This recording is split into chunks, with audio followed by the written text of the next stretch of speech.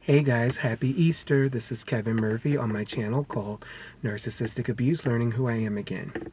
In this video, I'm going to talk about how the narcissistic parent hates those people who love you and support you, especially when you're the scapegoat. So, the reason why you're the scapegoat of the narcissistic parent can vary and can be for many reasons. You could be the most outspoken child. You can be the one that stands up to the narcissistic parent.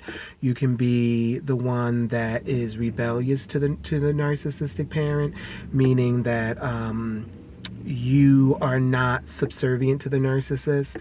You are someone who is their own individual. You're someone who chooses to kind of, go their own path and experience their own individualism. And the narcissist hates this. It's like I've said before that the narcissist hates it when you choose to be your own person. The narcissist wants you to be a mirror of them. So if you are choosing to be your own person, if you're choosing to go your own way and you're developing your own experiences, you're developing your own likes and dislikes, then you are a threat to the narcissist. You're able to see through the narcissist's behavior and how manipulative and controlling that they may be. So I'm going to give you examples of how the narcissist will act indifferent to friends, family members, people that show an interest to you. And I'm going to also tell you why this happens. So say, for example, you are the narcissist scapegoat, and you have an aunt or a cousin or an uncle or a grandparent that likes you, and they really, you guys are really close. You guys, they feel they may this. These family members may think that you're funny. They may think that you're artistic. You're starting to really develop who you are, and you're starting to develop a sense of self and a sense of empowerment. And already the narcissist hates this. And the narcissist noticed that other people in the family or friends are noticing these attributes, and they're liking them. And this horrifies the narcissist. I mean, like, the narcissist is like pissed off. And they start to dislike those family members. They start to dislike those friends. So as the narcissist child, because a part of us still wants that approval, a part of us still wants their acceptance, we want so badly to for the narcissist to accept the people that like us. And a part of the reason why we do this is because we still want to prove that narcissist wrong. We still want to prove to that narcissist that we are worth it, that we are good, that we are wonderful people, and things like that.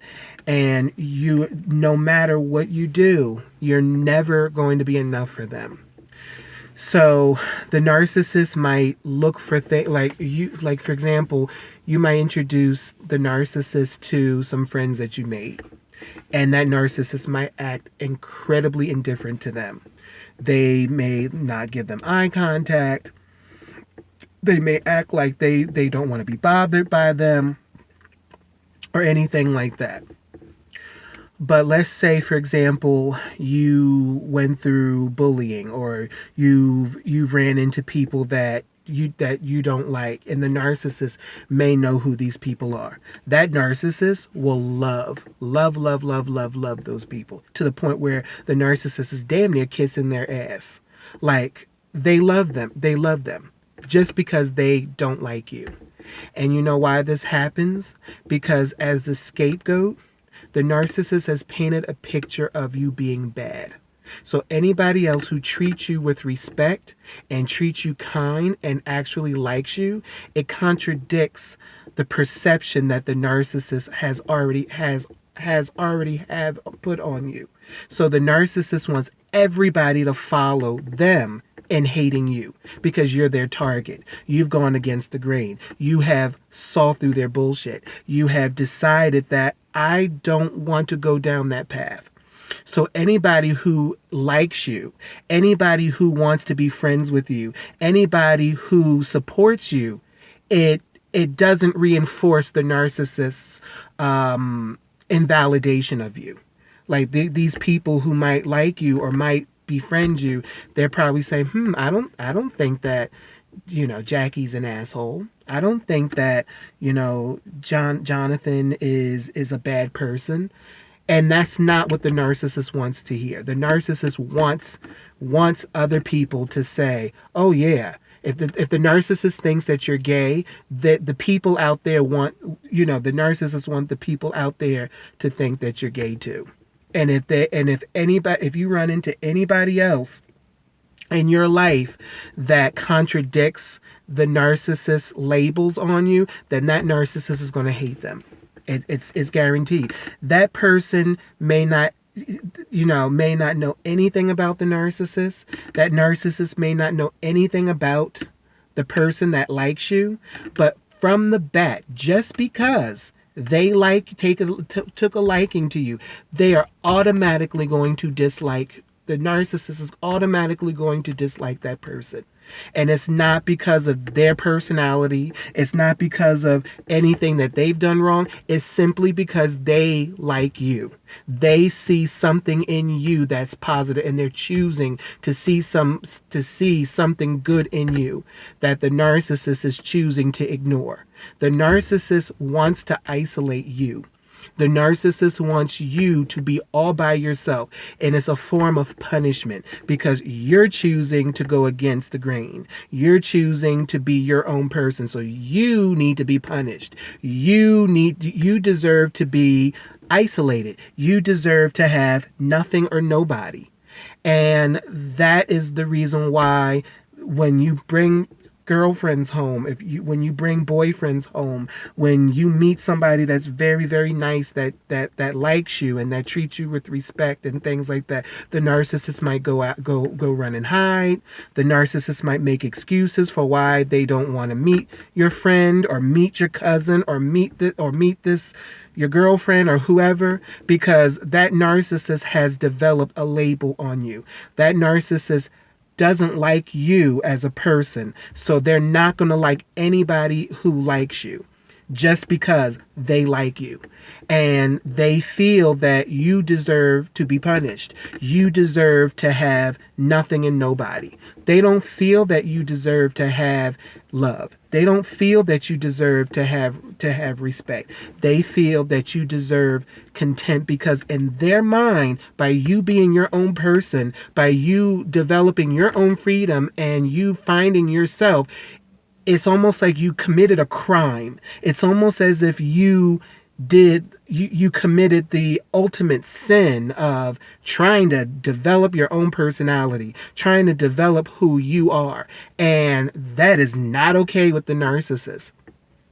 So, word of advice for those people who are scapegoats, who are viewing this, or know of any scapegoats who are going through something like this, I would stop trying to bring friends home. I would stop trying to expose these people that support you to the narcissist. Now, if they're in your family and they just happen to know the narcissist or have a relationship with them, there's nothing you can really do about that. But if you bring home a girl or if you bring home a guy, if you are, whatever, and they and you want to introduce them to your parents and they're narcissistic, I wouldn't suggest that you do that, because that narcissist is going to do one or two things. That narcissist is either going to completely be totally rude and indifferent to the partner that you bring home, or the narcissist is going to try to pit that partner against you. And that narcissist is going to try to tell that partner, try to get that partner alone and tell you, and I'm speaking from experience, that narcissist will try to get that partner and say, yeah, Did you know that Kelly's a bitch? Do you know that she, I don't know what you see in her. I don't know what I don't know what you see in Kenneth. Like he can be an asshole sometimes. Like he talks to me any kind of way. And that's what you don't want, because the narcissist wants you to be, the ultimate goal is for you to be isolated. It's for you to be completely alone. I know of a situation where a narcissist a mother-daughter relationship, where the narcissist tried to get the daughter's best girlfriend, got the daughter's best girlfriend by herself, and told the daughter's best girlfriend, I don't know why you're hanging out with my daughter. You know she can be a bitch sometimes. I don't know how you can stand her. I don't know how you can like her. And that's mean girl shit. That's it's awful to sit there and to do that. But their gain is for you to be isolated away from people that support you and contradict the narcissist, and for you to continue to come to the narcissist for advice, for companionship. The narcissist wants you to depend on them for everything. They want you to depend on them financially, socially, shit, I'll even say sexually, everything. Like, they want your undivided attention. They want all of you, because they feel that they own you. So with that knowledge, and with you knowing that these people are like this, any best friends, any girlfriends, boyfriends, cousins, long lost cousins, whoever, I would not bring them around your narcissistic parent. If you do, you're asking for trouble. You're asking to feel like crap, because the narcissist will not validate the people that support you. They don't like that. Especially if you are the black sheep. If you are the black sheep and you bring home a friend that really digs you, if you bring home a girlfriend or a guy that really supports you and thinks that you're awesome, that narcissist inside is really going through emotional turmoil, because it contradicts everything that the narcissist says. And I've even seen in many cases where the boyfriend or the girlfriend would say, I don't see anything wrong with your daughter or son. I don't see anything. I don't know why you say those things. I think that Kenneth is a really sweet guy. I think that Kelly is adorable. And this pisses the narcissist off, because their reality is being doubted. So then now the way that they'll get you back is by being totally indifferent toward your partner, or trying to convince your partner that you are a bad person, you are gay, you are this. And I'm not saying that being gay is a bad thing, but the way that the narcissist makes being gay, or saying that, oh, you're gay and you're this and you're that, they make it sound like it's bad. It's in their way, it's a degrading thing. They use that term to degrade you. They use that term to make you feel bad and feel poorly about yourself. So this is another manipulative tactic by the narcissist. Don't fall for it. If you find yourself, confused at the fact that, well, why doesn't my mom and dad like my friends? And your friends are legit and they really like you and they really care about you and they're not a bad influence, there's a possibility that you might have some narcissistic parents. I'm just saying. I mean, if they were a bad influence, I can see the parents not digging them. But if they're a good influence and they're helping you grow as an individual and they're treating you with respect, and for whatever reason that parent doesn't like them or tries to hide or try to do something like that, there's something wrong. But then that narcissist wants you to be around their friends and wants you to accept their friends. Now, God forbid, if you ever shunned their friends or treated their friends with indifference or with disrespect, like they treat your friends with disrespect and indifference, then you would be labeled as a horrible person. You would experience narcissistic rage. You would experience all kinds of stuff, all kinds of hatred, all kinds of backlash. But because the narcissist lacks empathy, is not able to put him or herself in your shoes or in your position, they don't care. So to not waste your time, do not bring any girlfriends, boyfriends, anybody around the narcissist to meet them. If the girlfriend or the boyfriend asks, I want, can I meet your dad? Can I meet your mother? And things like that. I would make something up. I would say they're sick, they're not available, whatever. But to